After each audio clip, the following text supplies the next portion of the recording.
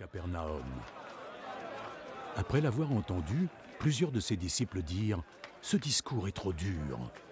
Qui peut bien écouter ça ?» Sans en être informé, Jésus sentit que ses disciples étaient critiques à ce sujet. Cela vous donne-t-il envie d'abandonner?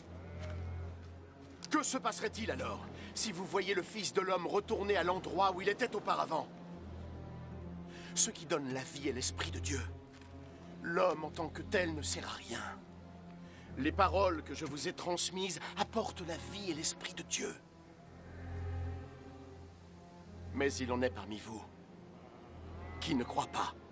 Depuis le tout début, Jésus savait qui étaient ceux qui ne croiraient pas et qui était celui qui le trahirait. Voilà la raison pour laquelle je vous ai dit que personne ne peut venir à moi si le Père ne leur en a pas donné la possibilité. Dès lors, plusieurs de ses disciples se retirèrent et ils ne l'accompagnèrent plus.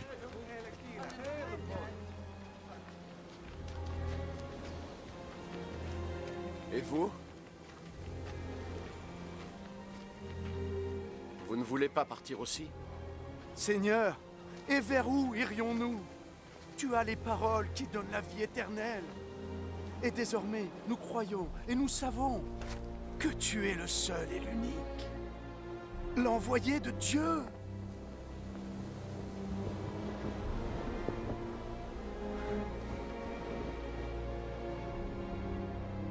J'en ai choisi 12 parmi vous. Et pourtant, l'un d'entre vous est un démon. Il parlait ainsi de Judas, le fils de Simon Iscariote. Car Judas, bien qu'il fût l'un des 12 disciples, était celui qui allait le trahir.